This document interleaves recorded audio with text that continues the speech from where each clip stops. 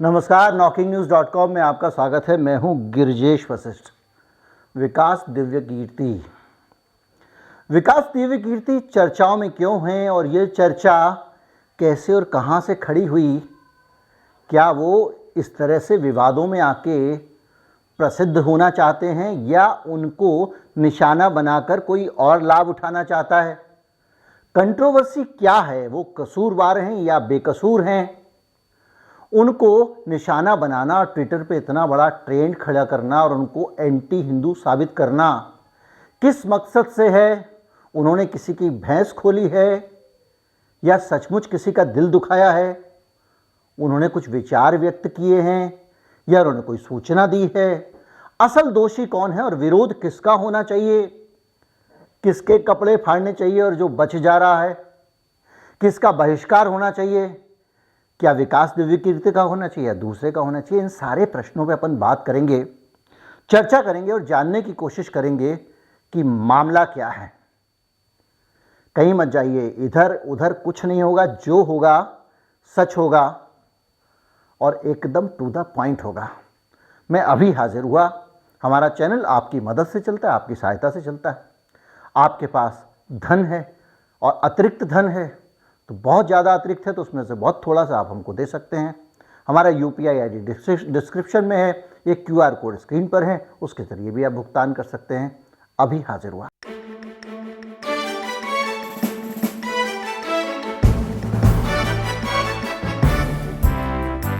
विकास दिव्य कीर्ति एक एजुकेटर हैं। लोगों को IAS की परीक्षा में क्या क्या आ सकता है ये पढ़ाते हैं और आजकल YouTube पे एजुकेटर्स का एक बड़ा दौर चल रहा है।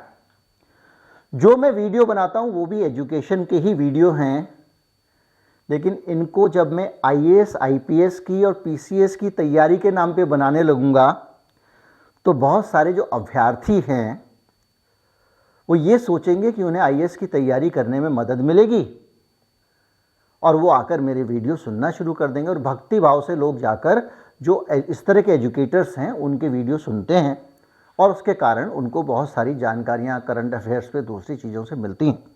विकास दिव्य कीर्ति लेकिन थोड़ा सा अलग टाइप के एजुकेटर हैं। अलग टाइप के एजुकेटर इसलिए हैं क्योंकि उन्होंने खुद पहले करके दिखाया। वो IAS थे, IAS क्रैक किया, IAS की नौकरी करी। 1 साल नौकरी करने के बाद फिर आके उनको लगा कि उन्हें लोगों को IAS की तैयारी करानी चाहिए, अपने अनुभव से स्टूडेंट्स को लाभ देना चाहिए। तो जो गृह मंत्रालय की उनकी पोस्टिंग थी वो नौकरी छोड़ के उन्होंने अपनी एक दृष्टि IAS करके एक कोचिंग इंस्टीट्यूट खोल लिया। उनके आप फैमिली बैकग्राउंड पे जाएंगे तो उनके पिताजी प्रोफेसर थे, उनकी माताजी प्रोफेसर थी और ये पूरा परिवार एक एजुकेटेड परिवार था। पढ़ने लिखने का कल्चर था, पढ़ने लिखने का उनको शौक भी था। और मैं आपको बता दूं, कंपटीशन में किसी में भी जाना है, अगर आप अपने परिवेश से जुड़े रहते हैं और पढ़ते लिखते हैं और आप ज्ञान की क्रिटिकल समीक्षा करते हैं तो आपको कोई नहीं रोक सकता किसी भी कंपटीशन को निकालने से। बड़ी सीधी सी बात है, अगर आप रोज़ बैठ के 5-7 अखबार पढ़ते हैं, सभी विषयों पे पढ़ते हैं, स्पोर्ट्स में भी पढ़ते हैं, दूसरी चीज़ों पे भी पढ़ते हैं और जो जानकारियाँ आपके पास आती हैं उनकी आप व्याख्या करते हैं, क्रिटिकल समीक्षा करते हैं, आंख बंद करके उन पर विश्वास नहीं करते। एक बात याद रखिएगा, किसी भी चीज़ को याद करने का, स्थायी रूप से याद करने का तरीका है कि उसकी क्रिटिकल समीक्षा कीजिए। जब मैं रिसर्च करता हूँ 6 घंटे रोज़, तो मैं जो खबरें पढ़ रहा होता हूँ उनके पीछे की खबर मेरे दिमाग में चल रही होती है। और जब मैं आपके सामने खड़ा होता हूँ तो आपने देखा होगा बहुत कम मैं यहाँ से कुछ पढ़ता हूँ, यहाँ मैं कुछ पॉइंटर्स लिख देता हूँ ताकि भूल ना जाऊँ। कुछ नाम, कुछ आंकड़े, बिंदु, बस अपने आप याद हो जाता है। तो इसी तरह से विकास दिव्य कीर्ति लोगों को IAS के बारे में पढ़ाते हैं। बवाल खड़ा हुआ उनके एक वीडियो से।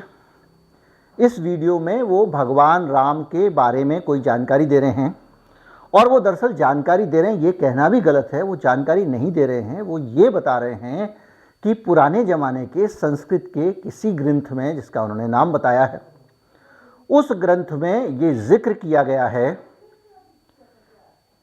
कि भगवान राम ने सीता माता का अपमान किया था और उनको ये कहा था, जब वो रावण के यहाँ से छूट कर आई तो ये कहा था कि वो जब जैसे कुत्ते का चाटा हुआ घी होता है, ये शब्द उस जो विकास दिव्य कीर्ति ने कहे हैं उसमें, और विकास दिव्य कीर्ति ने किसी हवाले से गए हैं और हवाला है प्रोफेसर पुरुषोत्तम अग्रवाल की किताब का। पुरुषोत्तम अग्रवाल इस देश के जाने वाले प्रोफेसर हैं, लंबे समय तक वो जेएनयू में रहे हैं और देश में जो यूपीएससी है उसके मेंबर रहे हैं, वो भी बहुत बड़े विद्वान हैं।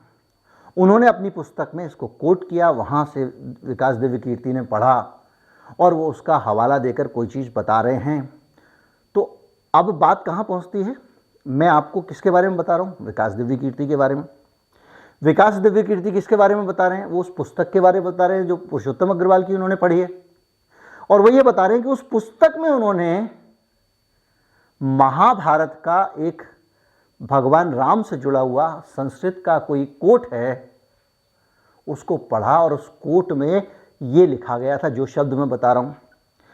अब अगर आप इसको आगे पीछे से पूरा काटें और कल से मेरा वीडियो वायरल कर दें कि वो तो ऐसे ऐसे कह रहे थे, तो क्या होगा। इस देश में सोशल मीडिया पे इसी तरह से संदर्भों से काट के आगे पीछे की चीज़ें निकाल के वायरल की जाती हैं। लेकिन सवाल इस बात का है, ये जो सवाल आप सब पूछ सकते हैं कि इनको विकास दिव्य कीर्ति को कौन से कीड़े ने काटा था कि वो भगवान के बारे में ऐसी टिप्पणी कर रहे हैं। तो विकास दिव्य कीर्ति ने एक वीडियो और साझा किया है जिसमें जो अनकट वीडियो, जिसमें से वो काट के निकाला हुआ हिस्सा नहीं है। पहले वो वीडियो सुन लेते हैं, फिर इसकी बातचीत करते हैं आगे। एक लेख मैंने पढ़ा, पुरुषोत्तम अग्रवाल जी का लेख था शायद, तो उन्होंने संस्कृत का एक कथन कोट किया। वाल्मीकि रामायण का है या उसके नजदीकी किसी रचना का है, चाहेंगे तो मैं उसको लाके दिखाऊंगा। जब राम युद्ध जीते रावण से, सीता मुक्त हुई, सीता जैसे फिल्मों में तो भागते हुए नायक नायक एक दूसरे को भाग रहे स्लो मोशन में, वैसा दृश्य बनना चाहिए था कि भाई इतने दिन के बाद फाइनली इतना बड़ा युद्ध जीतने के बाद हम लोग मिलेंगे, मजाक थोड़ा है। हिंदी फिल्मों में तो नायक नायिका मिलते हैं, नायिका का पिता जैसी हार मान लेता है, फिर देखिए क्या दृश्य बनता है उसके बाद। तो सीता प्रफुल्लित है कि मेरे राम ने रावण को नष्ट कर दिया और फाइनली मैं अपने घर जाऊंगी। और राम के पास आ रही है, राम समझ गए थोड़ा ज्यादा खुश हो रही है तो राम को लगा ठीक कर दो, ज्यादा खुश नहीं होना चाहिए। तो राम ने कहा रुको सीते, सीता रुकी, बोला शायद पूजा पाठ करनी होगी पहले कुछ। तो राम ने जो वाक्य बोला है ना, बड़ा खराब वाक्य बोला। मैं तो बोलते हुए मेरी जबान कट के गिर जाएगी, पर बोलना होगा, क्या करें। तो ऐसा वाक्य बोला है, वो वाक्य ये है कि हे सीते, अगर तुम्हें लगता है कि युद्ध मैंने तुम्हारे लड़ा है तो तुम्हारी गलतफहमी है। युद्ध तुम्हारे लिए नहीं लड़ा है, युद्ध अपने कुल के सम्मान के लिए लड़ा है। और रही तुम्हारी बात, जैसे कुत्ते द्वारा चाटे जाने के बाद घी भोजन योग्य नहीं रहता है, वैसे तुम अब मेरे योग्य नहीं हो। संस्कृत के एक ग्रंथ में राम के मुंह से ये कहलवाया गया है। ये राम नहीं कह रहे, लेखक कह रहे। लेखक लोग अपने मन की बातें चरित्रों के मुंह से कहलवाते हैं और छवि बनती है, चरित्र की छवि बिगड़ती है उसकी। तुलसीदास जी एकदम चुपचाप गोल कर गए इस पूरे मामले को। उनको पता था कि ये सब नहीं चलेगा, फेमिनिज्म पैदा होने वाला 3-4 साल बाद, और उस समय की महिलाएं बैंड बजा देंगी। हालांकि फिर भी ऐसी बातें महिलाओं के लिए कह गए हैं कि बैंड बजाने के लिए पर्याप्त कारण है। अब आप ये वीडियो देखिए। इस वीडियो में वो ये बताने की कोशिश कर रहे हैं कि जो लिखा गया है किताब में, वो ऐसी बात लिखी गई है जो वो खुद नहीं कह सकते। वो कह रहे हैं लेकिन उस लेखक ने लिख दी है, धर्म ग्रंथ में लिखी है, महाभारत में लिखी है, जिसको गीता प्रेस गोरखपुर ने प्रकाशित किया है। ये विकास दिव्य कीर्ति ने बाद में बताया। वो ये बता रहे हैं वाल्मीकि रामायण में भी ऐसी बहुत सारी चीज़ें लिखी हैं। इसके अलावा वो बहुत सारे ग्रंथों को मेंशन करें क्योंकि उनका एक इंटरव्यू एक वेबसाइट पे आया है। तो मसला ये है कि वो ये बता रहे हैं कि किसी और जगह पे एक संस्कृत का स्थापित ग्रंथ है जिसको भारत में लोग पूजते हैं, उस ग्रंथ में भगवान के बारे में ऐसी ऐसी बातें लिखी हैं। और ये भी कह रहे हैं कि ये जो लिखा गया है ये किसी लेखक की मानसिकता है, जो लेखक खुद कह रहा है लेकिन खुद से नहीं कह रहा है, वो भगवान राम से कहलवा रहा है। और वो ये कहने की बात कोशिश कर रहा है वो आदमी कि जिस जमाने में ये किताब लिखी गई है उस जमाने के समाज की जो मानसिकता होती थी वो ये होती थी, और वो लेखक उस जमाने की जो मानसिकता थी उससे प्रभावित था, उसका शिकार था, और इसलिए उसने वो वाली बात भगवान राम के मुंह से कहलवा दी। अब इसमें विकास दिव्यकीर्ति ने क्या कहा, ये बड़ा सवाल है। विकास दिव्यकीर्ति ने कुछ भी नहीं कहा, उसने अपनी तरफ से एक शब्द नहीं कहा।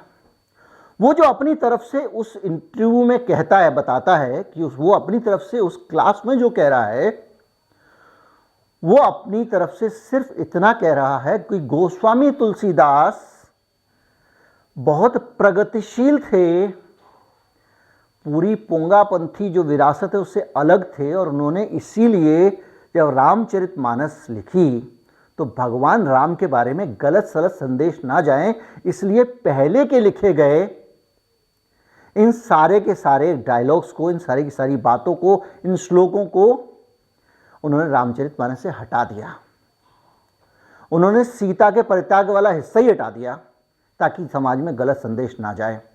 तो गोस्वामी तुलसीदास की तारीफ कर रहे हैं, वो ये बता रहे हैं कि वो पहले वाले लेखक उल्टा सीधा लिख दिया करते थे। अब भैया इसमें इस विकास दिव्यकीर्ति का क्या कसूर है, इसको क्यों निशाना बना रहे हो? मैं भी आऊंगा क्यों बना रहे हैं। अगर आपके अंदर साहस है, ये मैं चुनौती देता हूं, अगर आपके अंदर साहस है और आपको लगता है कि ये शब्द आपत्तिजनक हैं और ये आपके हमारे एक धर्म ग्रंथ में लिखे गए हैं, तो आप उसका बहिष्कार कर दीजिए। क्या कर सकते हैं? क्या आप उस धर्म ग्रंथ की होली जला सकते हैं? और जब आप उस धर्म ग्रंथ की पूजा कर रहे हैं और दूसरा आदमी बता रहा है उसमें क्या लिखा हुआ है और उसको सही संदर्भ में बता रहा है, वो ये बताने की कोशिश कर रहा है कि गोस्वामी तुलसीदास इन सब के मुकाबले मॉडर्न थे, महिलाओं के लिए उनके मुकाबले। हालांकि गोस्वामी तुलसीदास का आप सब जानते हैं, महिलाओं के ढोल गंवार शूद्र पशुनारी सब वो चीज हैं, लेकिन उसके बावजूद वो उन चीज़ों को मान्यता नहीं देते हैं जो अपमानजनक भाषा का इस्तेमाल उस जमाने के एक लेखक ने भगवान राम के मुंह से करवाया सीता मैया के लिए। ये बात वो कह रहे हैं। अब आता हूं असली बात पे। भैया ये कंट्रोवर्सी अभी क्यों उठ रही है? पहले क्यों नहीं उठी? और ये वीडियो अभी बाहर निकल के क्यों आया? क्या विकास दिव्यकीर्ति ने कल कुछ बोला था, परसों कुछ बोला था? ये वीडियो तो 2018 का है। 2018 में एक आदमी अपने क्लास में अपने बच्चों को क्या पढ़ा रहा है उसके अंदर से उसका वीडियो निकाला गया, उसको काट के सीता मैया के और भगवान राम के अपमान का हिस्सा निकालकर उसको विकास दिव्यकीर्ति के शब्द और उनकी भाषा और उनके विचार बताकर सोशल मीडिया पे आज क्यों वायरल किया जा रहा है? जब गुजरात में चुनाव हो रहे हैं, जब हिमाचल में चुनाव हो रहे हैं। इसका क्या मकसद है? इसका मकसद यह है कि ये जो पढ़े लिखे लोग होते हैं, जो बुद्धिजीवी लोग होते हैं, जो लोग जाति की समानता की बात करते हैं, जो महिलाओं की समानता की बात करते हैं, जो एक उन्नत समाज की बात करते हैं, जो प्रगतिशील विचारों की बात करते हैं, ये सब लोग तुम हिंदुओं के दुश्मन है। इसलिए जो भी पढ़ा लिखा आदमी है उस पढ़े लिखे आदमी के से तुमको बचाना है, इसलिए तुम हमको वोट दो, इनको वोट मत देना। सीधा संदेश। और उसके दूसरे तीसरे दिन विकास दिव्यकीर्ति का एक पुराना वीडियो और आ जाता है जो क्लास में बच्चों से बात कर रहे हैं, और उस बातचीत के वीडियो में वो अरविंद केजरीवाल की तारीफ कर देते हैं। अच्छा, राज्य की सरकार के साथ संकट क्या है कि राज्य की सरकार जिस भी पार्टी की है, जब वो पार्टी इलेक्शन लड़ती है तो इलेक्शन लड़ने के लिए पैसा कहां से मिलता है? कॉर्पोरेट हाउसेस से मिलता है, बड़े उद्यमियों से मिलता है। पर तो जग जाहिर सी बात है, अगर मोदी जी इलेक्शन लड़ेंगे तो अडानी कुछ तो हेल्प करेगा ना भाई। अडानी भी तो जिम्मेदारी उसकी बनती ही है। और मान लीजिए अडानी ने कहा कि मोदी जी आप बहुत बढ़िया पीएम हैं, देश को ऐसे पीएम की जरूरत है। वो ये नहीं कहेगा कि मुझे ऐसे पीएम की जरूरत है, देश को ऐसे पीएम की जरूरत है, और इसलिए मैं आपकी पार्टी को इलेक्शन लड़ने के लिए 1000 करोड़ रुपए का चंदा देना चाहता हूं। चंदा अब है तो चंदा ही, लेकिन इलेक्शन जीतने के बाद जब अडानी जी कहेंगे मोदी जी को कि मोदी जी कुछ मांग नहीं रहा हूं, वो तो मैंने देश की सेवा के लिए दिया था, पर ऐसा हो जाता तो ठीक रहता, थोड़ा देख ली, दबाव तो आ ही जाएगा, चाहे मोदी जी हो चाहे कोई दूसरा नेता हो, दबाव तो आ ही जाएगा। तो पब्लिक सेक्टर में सबसे बड़ा एथिकल कंसर्न ये होता है कि सरकार आम जनता से वोट और अमीरों से नोट लेके बनती है, और अमीरों के नोट गरीबों के वोट पर हावी ना हो जाएं। पॉलिसीज बनाने में कॉरपोरेट्स की इच्छाएं हावी ना हो जाएं। दिल्ली में जो है, दिल्ली की सरकार आम आदमी पार्टी, उसका नाम ही आम आदमी पार्टी, और आम आदमी तो मजदूर होता है, वो उद्यमी तो होता नहीं है। इनको ये पता है कि ना इनको हिंदू के वोट मिलेंगे, ना मुसलमान के वोट मिलेंगे, ना इनको दलित के वोट मिलेंगे, ना यादव जी के वोट मिलेंगे, क्योंकि ये किसी ऐसी कास्ट या रिलीजन की बैकग्राउंड वाली पार्टी है नहीं। तो जो पॉलिटिकल पार्टी किसी रिलीजन या कास्ट के बेस पे बनी नहीं है, उसके पास एक ही ऑप्शन बचता है, वर्ग, क्लास। और अमीरों के पास कोई कुछ भी कर ले, वोट नहीं होते ज्यादा, क्योंकि अमीर बहुत कम है इसलिए अमीर है। वो दौर था जब अरविंद केजरीवाल की सब लोग तारीफ किया करते थे, उन्होंने भी कर दी। अब उस वीडियो को उससे जोड़ दिया गया।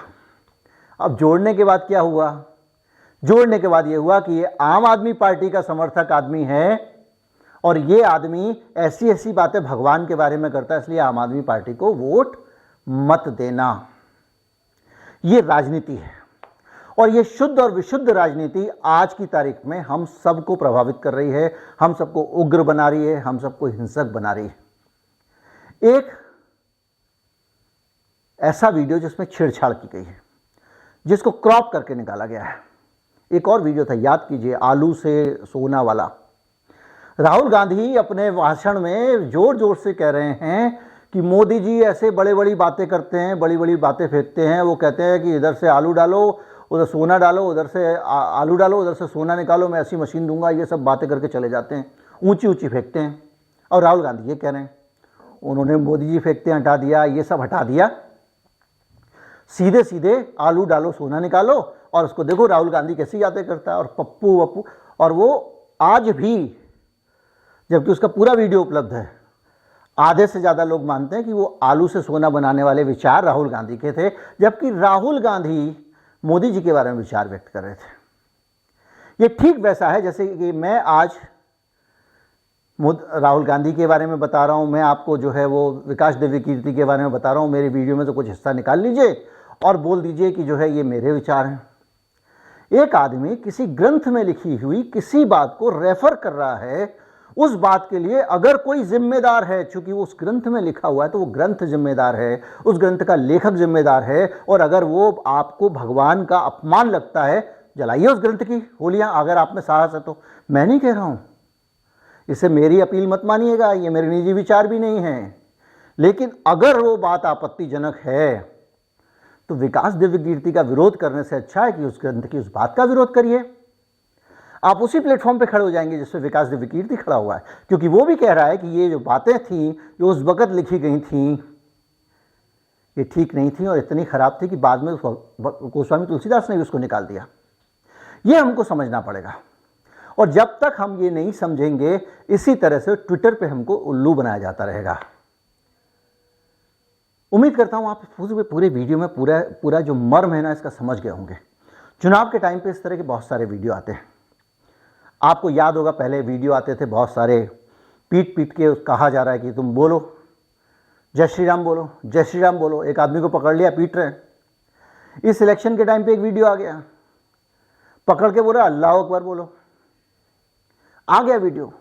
अब वो वीडियो है, स्टेज है, ज़बरदस्ती है। वो लोग जो बुलवाने गए हैं वो किस पार्टी के हैं, किस पार्टी से जुड़े हुए हैं, वो किसी भी धर्म के हो सकते हैं। हर धर्म के लोग हर पार्टी से जुड़े हुए हैं।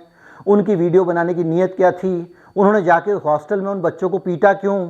पीट के वो क्या साबित करना चाहते थे?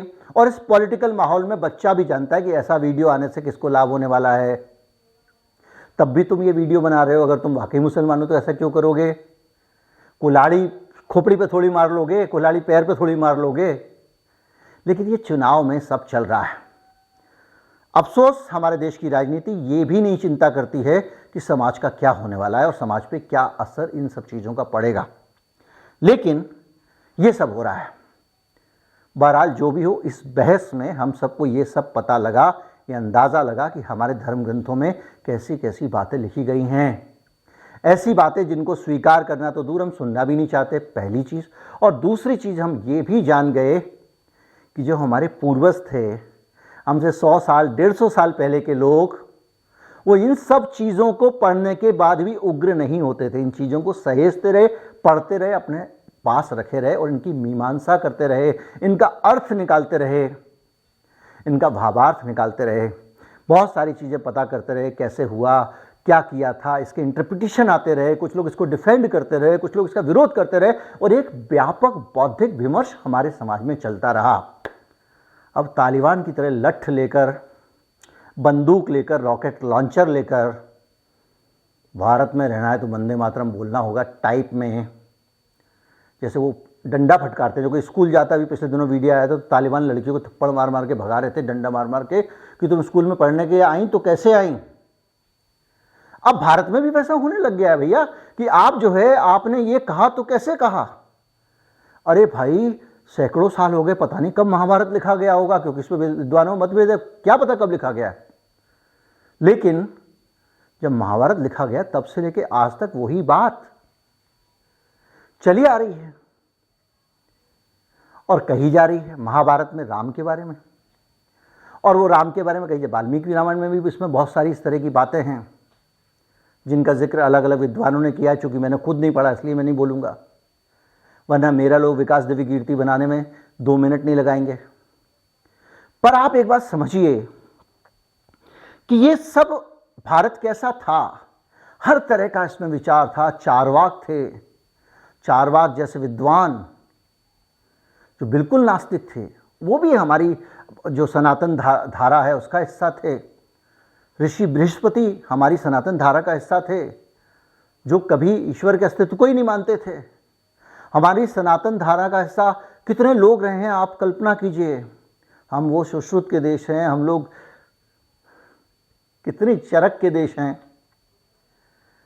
कर्ण जैसे ऋषि यहाँ पे हुए हैं जो कहते थे कि ये पूरी दुनिया में मृत्यु के बाद में कोई जीवन नहीं होता, कोई आत्मा नहीं होती, कोई परमात्मा नहीं होता, पूरी दुनिया कणों से मिलकर बनी है, जिसको आज हम कहते हैं अणु परमाणु से दुनिया बनी है। लिख गए पहले हमारे यहाँ ऋषि मनीषी होते थे अलग अलग विचार के।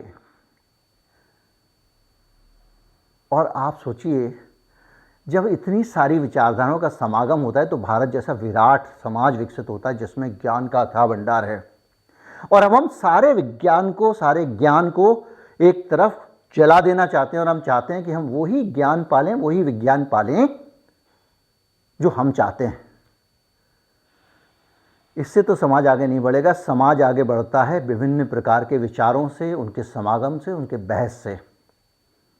मैं जानता हूं कि बहुत सारे लोग दूसरे किसी धर्म का इस्तेमाल कर रहे होंगे, सोच रहे होंगे कि ये सारा ज्ञान हमको ही क्यों दे रहे हैं। तो जान लीजिए, हर धर्म के अंदर अलग अलग धाराएं हैं, हर धर्म के अंदर अलग अलग सोच हैं। अलग अलग देशों में हर धर्म अलग अलग तरीके से मनाया जाता है, और हर धर्म में एक दूसरे की स्वीकार्यता भी है, और हर धर्म में जड़ता भी है। और ये द्वंद्व है कि वहाँ से भी वो लोग जड़ता को हटाना चाहते हैं, और हमको भी ये जो नई नई जड़ता हमने दूसरों से सीख ली है, इस जड़ता से हटना चाहिए। उम्मीद करता हूँ वीडियो आपको अच्छा लगा होगा, संदेश आपको सही मिला होगा, और इस तरह के विवादों के ज़रिए हम एक दूसरे के दुश्मन ना बने, अच्छी बात कहने वालों को चुप ना कराएं, ये सीख मिली होगी। नमस्कार, जय हिंद।